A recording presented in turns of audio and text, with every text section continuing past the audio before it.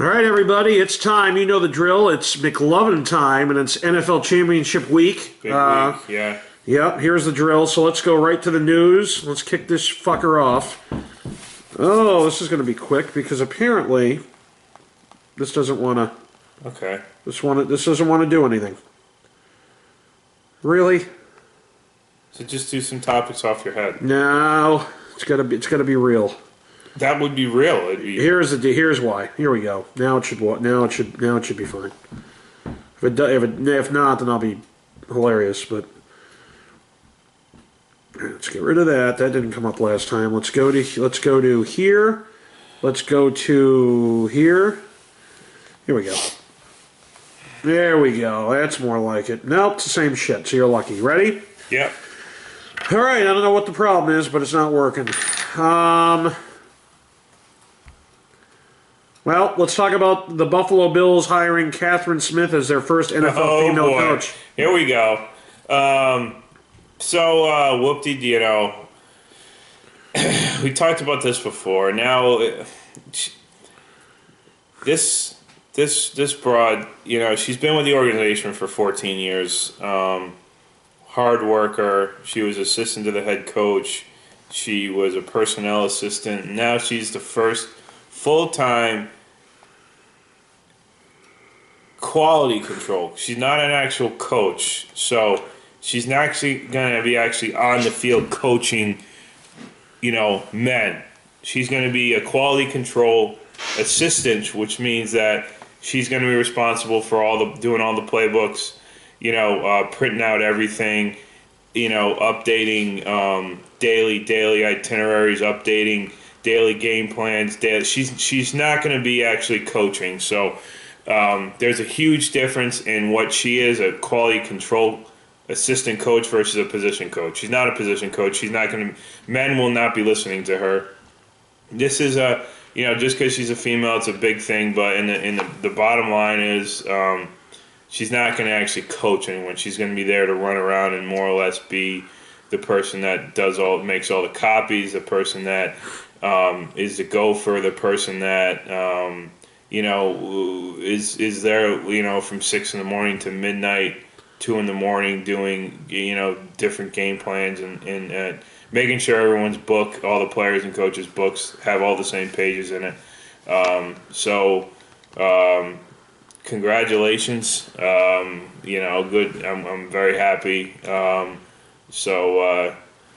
First full-time female coach of all, you know, ever, but she's not actually a coach. She's a quality control coach, which is an assistant coach, which means that she won't be actually coaching anyone. There's a big difference. So we'll go from there.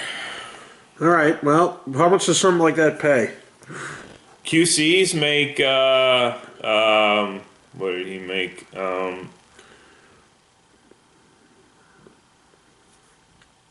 80,000 maybe. Really? 70, 80,000. Well, that's not that bad. Doing a lot of work though, right? Well, and you're getting in the ground floor. Yeah. Bradley gets 1-year extension to coach Jaguars. The Jaguars, who expect significant improvement during the 2016 season, have extended the contract of head coach Gus Bradley through the 2017 season. Here's another, he's got 1 year to do something or he's fired. That's why they do these 1-year contracts. Gus Bradley is a great coach, in my opinion, great defensive mind.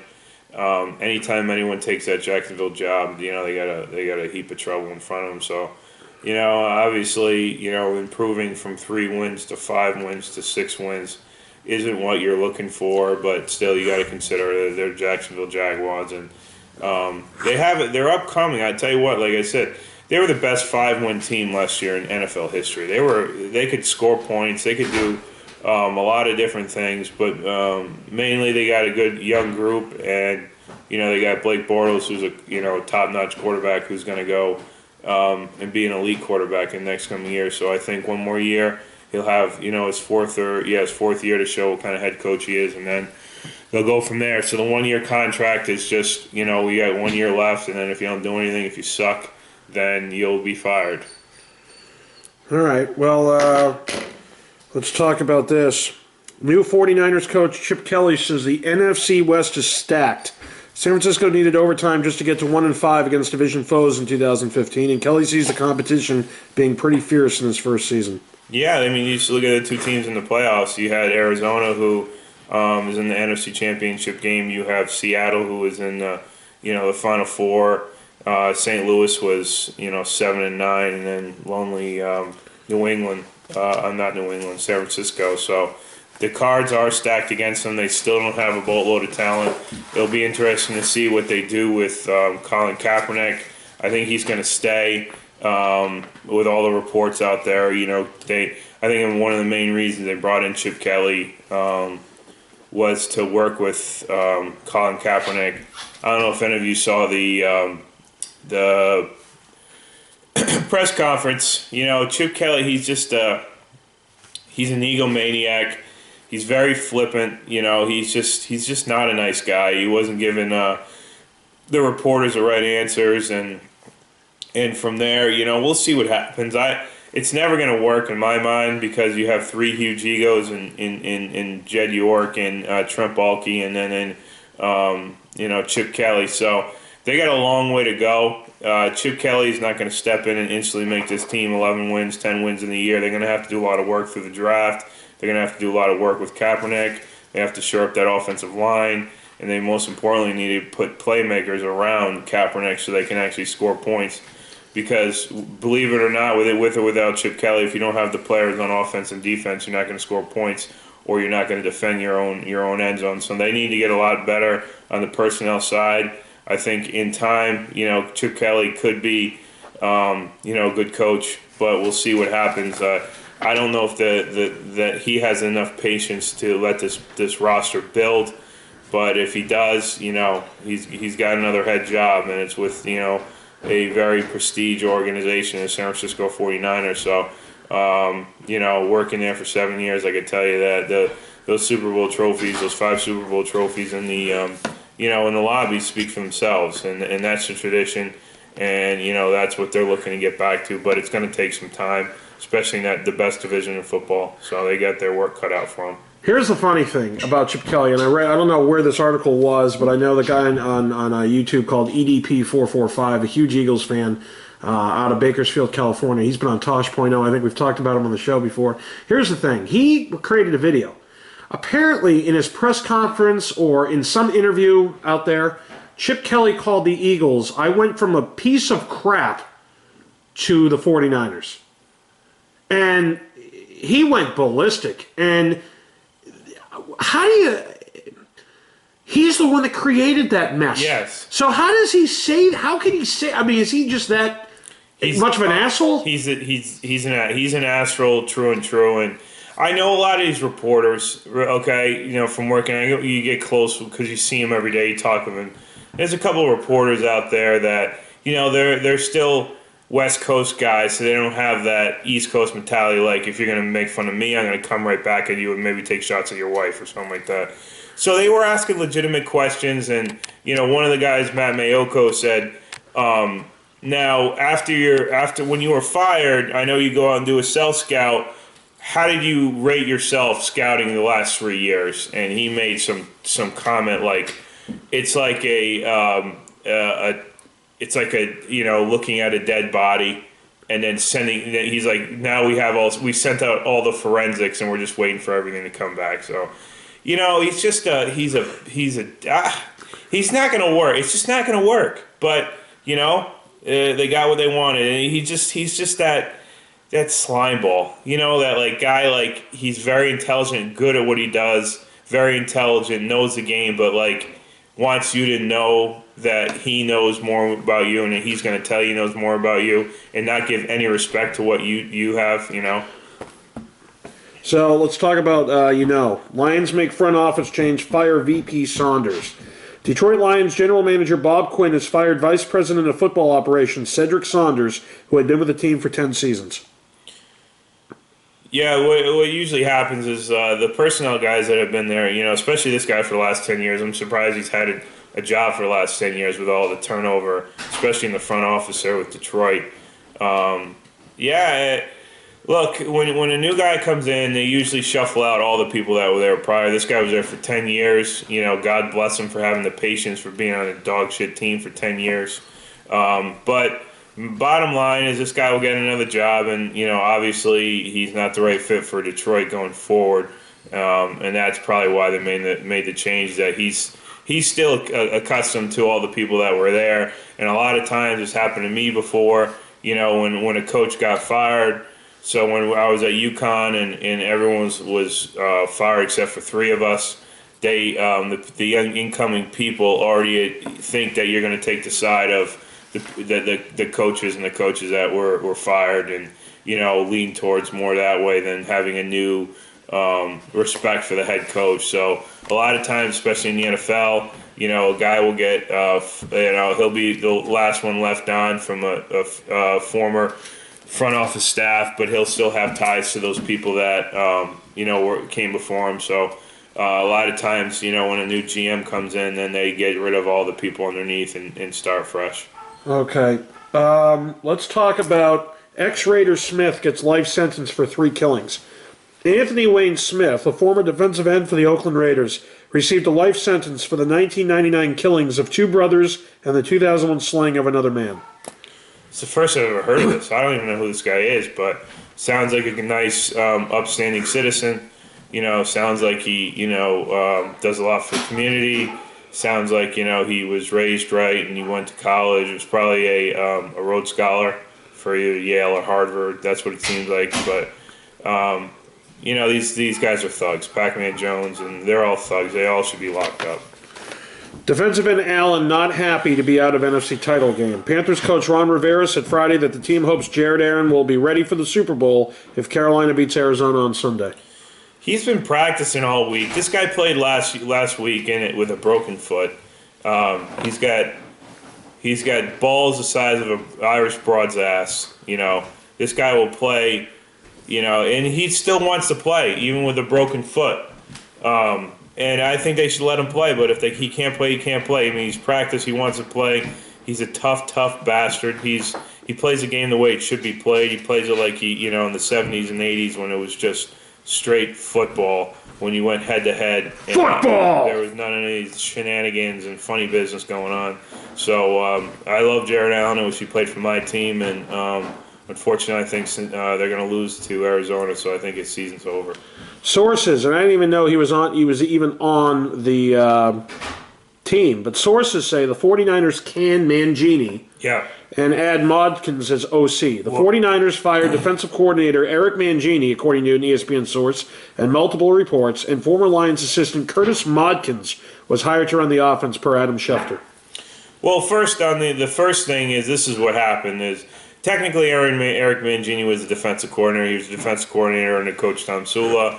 They interviewed Mike Vrabel, okay, the linebackers coach from Houston. Interview went great. They offered him the job, gave him a day and a half, and then he turned back and said, "No, I don't want the job." So they were kind of like stunned that someone would say no to them, especially a guy like Mike Vrabel, So then they were caught kind of on their back. They're still looking for one, but technically speaking, they had yet to fire Eric Mangini. So what they're doing now is to kind of cover their ass. They're going to say like, "Oh, we just fired our defensive coordinator anyway, so we weren't really, yeah, we would have had you, but So it was all PR related. For some reason, Vrabel didn't want to go there. As far as the offensive coordinator goes, this guy is just going to be a yes man. He's going to be the guy that is to go between the quarterback and Chip Kelly, because Chip Kelly is going to be everything as an offensive coordinator and a head coach. So this guy just has to run the meetings, input the game plan, and then Chip's going to take it from there. So he technically is an offensive coordinator, but he won't be calling plays. All right. Seahawks GM says Lynch is leaning toward retirement.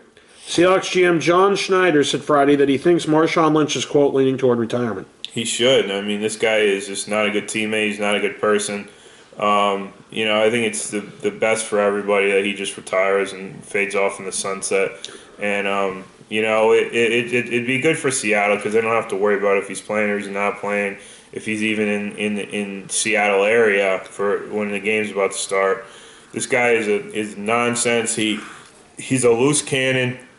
He's a top talent. That's the only reason that they go through this agony every single week, whether he's playing, is he not playing, is he hurt? He's cleared to play, but he doesn't want to play. So I think it's everyone's best interest that he just retire, and then we just don't have to talk about Marshawn Lynch anymore. All right, well, because the website's broken and I can only get those stories, that's all we got. But there's one story I do want to talk about, and it's not football related. It's very interesting. It just happened. The Cleveland Cavaliers in basketball, Coach David Blatt, they were in first in the conference with a 30-11 record. 30 wins, 11 losses, and they fired him. So, I don't know much about the guy. This is what I know. And I'm a stat guy. I'm a number guy, just like Andy is. This guy was about to be hired, last year by Steve Kerr as an assistant with the Golden State Warriors. And right before that happened, Cleveland came in and made him the head coach. This guy's first year, he takes the Cleveland Cavaliers as the best team in the NBA Eastern Conference and takes them to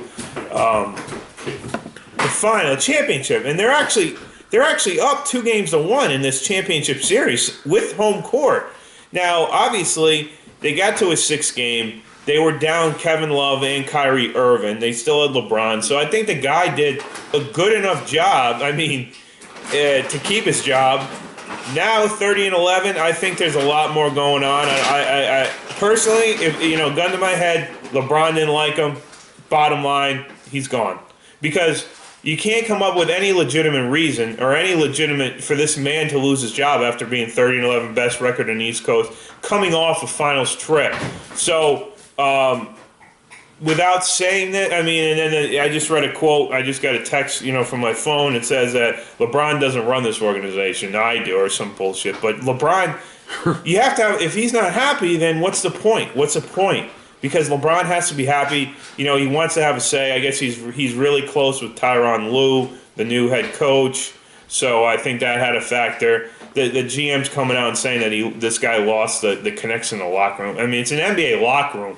Might as well be a fucking strip club, as far as connection goes. These guys they're not a family. They play, for 48 minutes every night, but after the game, it's over. They look to LeBron more than they look to their head coach. So I think it's a lot to do about nothing. I think, like you were saying in the car, with or without David Blatt, this is going to be the best team in the East, and whether they're playing for him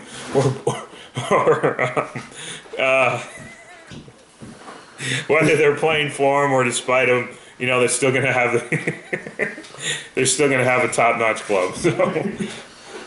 That's somebody stealing my better cheddars, and McLovein's watching. I got a great sale, and he's still taking them.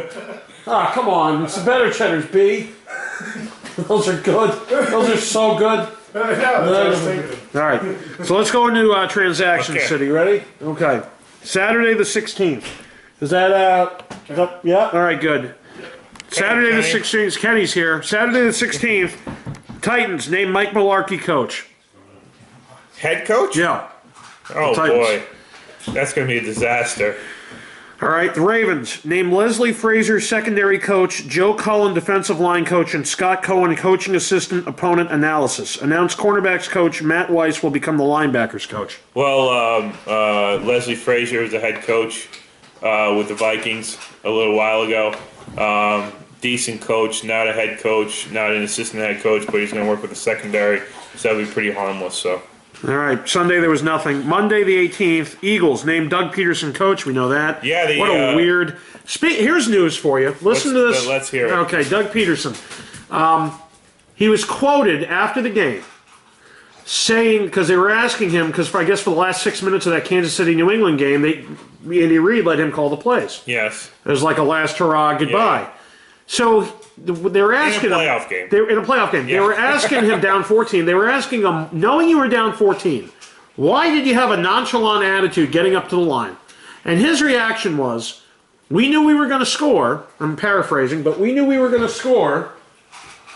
But we didn't want Tom Brady to get the ball back. That's the biggest load of shit. And He has to get the ball back. You're down by 14 points. Just doesn't make any sense. I think, if the only time this guy starts to call plays is the last 6 minutes of the team's entire season, then that's shame on Andy Reid, shame on the coach. So I don't believe it for a second that that's the reason they didn't score immediately. It doesn't make any sense. If this guy is who everyone says he is, that just doesn't make any sense.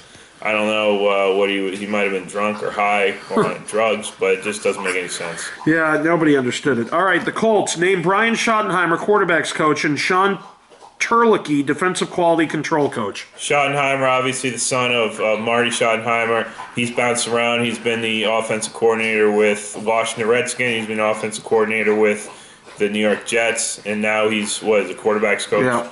Okay. So he's basically demoted. Yes. Packers signed linebacker Carl Bradford, defensive tackle William Campbell, tight end Mitchell Henry, wide receiver Jameel Johnson, defensive tackle Christian Ringo, guard Matt Rotherham, offensive tackle Jeremy Vujinovic, and wide receiver Ed Williams. No. Bengals named Jacob Burney defensive line coach, Bill Lazor quarterbacks coach, and Kevin Coyle defensive backs coach. No. All right, now we got Tuesday the 19th. Buccaneers named Nate Kasker special teams coordinator, Mark Duffner linebackers coach, Jay Hayes defensive line coach, and John Hoke defensive backs coach. No. Seahawks signed running back Brandon Cottam, defensive tackle Justin Hamilton, center Drew Nowak, defensive end Will Perixick, cornerbacks Stanley Jean-Baptiste and Trevon Reed, and wide receivers George Farmer, Deshaun Fox, Antoine Goodley, and Douglas McNeil to reserve future contracts. Deshaun Fox, University of Connecticut.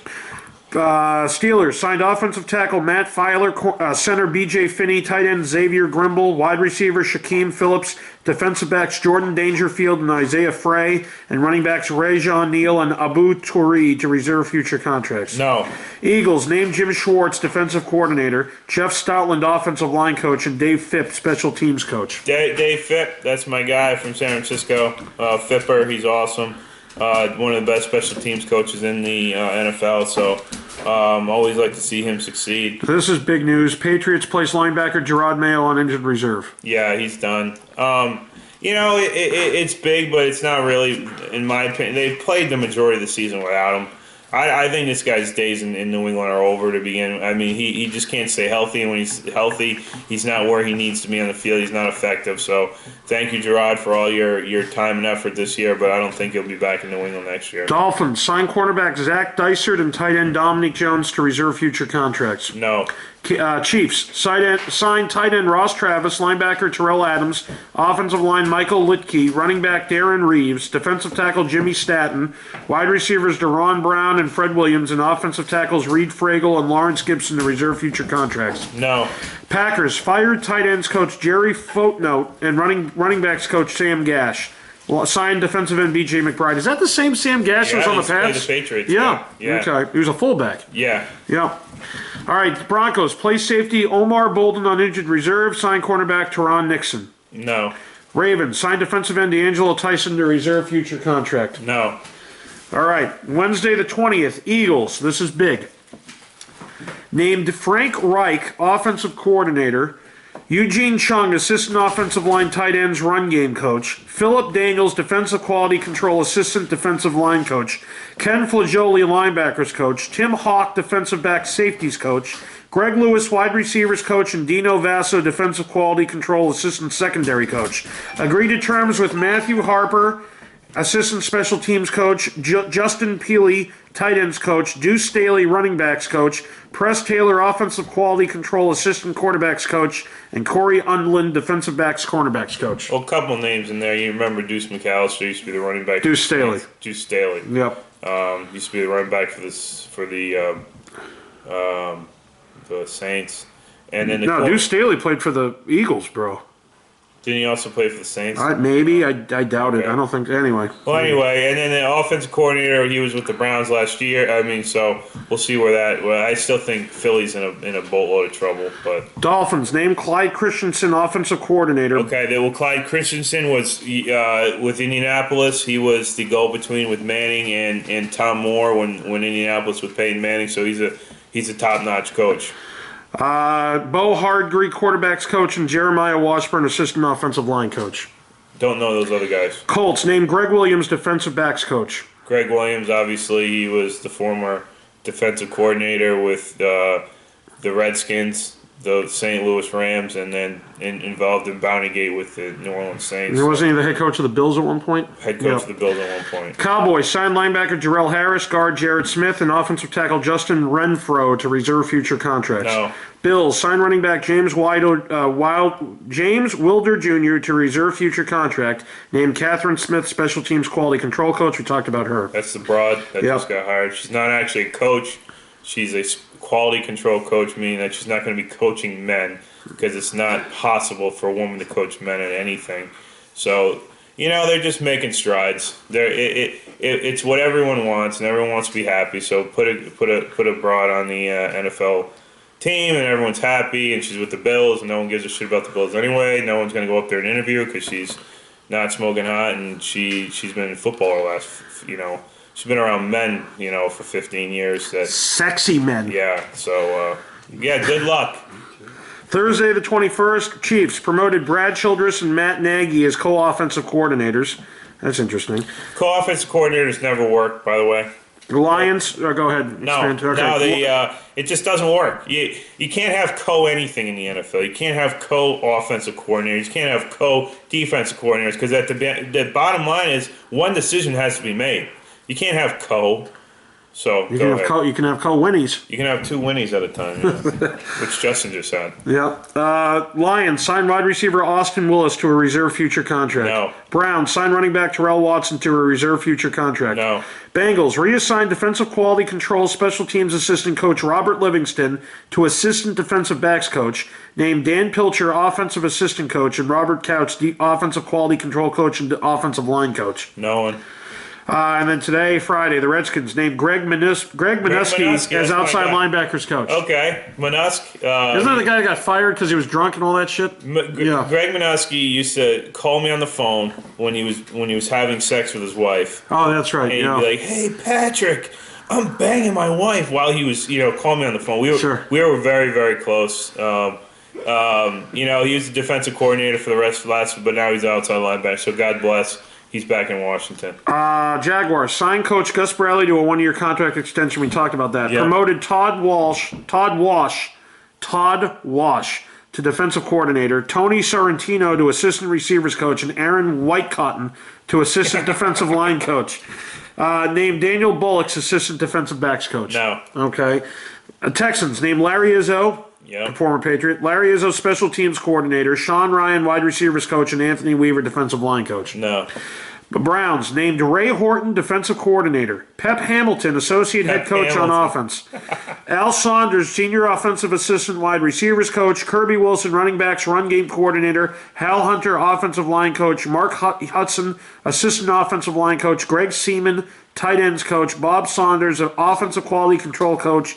Sean Menenga, special teams assistant coach, and Stan Watson, special teams quality control coach. Pep Hamilton, I worked with him out in San Francisco. This is the type of guy that would steal your wallet and help you look for it. So he's a shade ball, So good luck with Pep Hamilton. And the Bears named Dave Ragone quarterbacks coach. No. All right, so now we're up the final four. Let's go right into it. You're excited. I'm 8-0. He's 8-0. Let's go into it. So 8-0. Was it James LeBlanc? Yeah. Was 5-3? Correct. And then who's the guy that is gone now? CV Gunn is now 4-4. Correct. So he's done. Yeah. Sort of. Well, mathematically, they're both pretty much eliminated because I haven't lost yet. Yeah. So the only way, whoever, let's just make sure it's CV Gunn. CV Gunn went 5-3. All right. So CV Gunn is 5-3, and James LeBlanc's 4-4. James LeBlanc is 4-4. So the only way CV Gunn wins and beats McLovein here. But CV Gunn, congratulations on the Peon Division win over James LeBlanc. You have won that Peon Division. But the only way you can beat McLovein is if you literally pick everybody that he doesn't and sweep, you're ahead. But that's not going to. And then even if you don't, you pick 3 and you win 3 and lose 1, and he loses and you go 1-3, then you're tied going into the Super Bowl. No, we'd be tied. Oh, there's only 2 games. There's only 2 games. There's 3 games. There's 3 games left season. I'm an idiot. So all right, so if I have to lose all 3, he has to win all 3 just to tie. Just to tie, and then we'll do a Super Bowl prediction. If we get to that point, which we're not going to, unless even Winnie can make these picks, and I'd win one of them. So, all right, let's go into it. So Sunday the 24th, the first game, 3:05 p.m. on CBS. The Patriots 12-4 against the Broncos at home, who are also, 12-4. Patriots are favored on the road by 3. Pats lay the points -3. They're going to win outright. They're going to advance. They're going to the Super Bowl. They're a better team. They have a better quarterback. They have a better offense. Denver still probably has a better defense, but I don't see a 4-quarter game that Peyton can beat Belichick in, whether you're playing in a parking lot or Burger King parking lot or on Denver or wherever. New England's going to win. They're going to get the better of them. I think this is Peyton's last swan song. He's going to ride off into the sunset, and hopefully they kill him so it's not a game. But it'll be a good game. It's 2 competitive teams. A lot of talent on both sides of the ball, but I think New England will win and advance to another Super Bowl. And then the second game, obviously. Oh, and by the way, Tom Brady, this is his 10th. AFC champion. AFC champion. More than 27 NFL teams. Yep. He's been there 10 times more than 27 NFL teams, so that tells you a lot. Cardinals at 6:40 p.m. on Fox. The Cardinals 13-3 against the Panthers, who are home at 15-1. Those were the records in the regular season. Technically, the Broncos are 14-4, and Broncos and Patriots are both 13-4. And the Cardinals are 14-3 against the Panthers, who are 16-1. So Carolina at home is favored by 3. Taking Arizona plus a 3, but Arizona outright. If we roll back to film, back in the summertime, I told Andy and a lot of other people, I said Arizona will be in the Super Bowl, New England will be in the Super Bowl. So I'm going to stick to my guns. They're both going to be in the Super Bowl. I think Arizona is the underdog. They're going to beat Charlotte or Carolina on the road, and then it should be a wonderful Super Bowl. So those are my picks. Take New England giving up the 3. Take Arizona plus the 3. Arizona's going to win. New England's going to win, and we're going to have an Arizona-New England Super Bowl out in sunny California in Santa Clara. So that's where we stand. And then next time we'll be sitting here talking about Super Bowls. Well, here's the thing. So this is a schedule next Thursday, regular day, or next Wednesday, regular day. We'll talk about what happened this weekend. And then it'll be, just news and notes. And then we'll go over the spread at that point for the Super Bowl. I have that same doctor's appointment at you do Wednesday? 6 o'clock. Wednesday? Yeah. All right, we could do it earlier. We could do it much earlier. Okay. We just get it done earlier. Just get it done. And then early in the day, that's fine. And then the following week will be the actual week of the Super Bowl. So we'll do it in the same show. Yeah. So we're going to see where the spread is at that point during the Pro Bowl week, and then the following week when it's Super Bowl Sunday leading up to that. So anyway, thanks for watching. It's been Fantasy Football with McLovein. It's been Fantasy Football with McLovein and Winnie. Say hi, Winnie. Winnie's saying bye. All right, we'll see you. See you guys.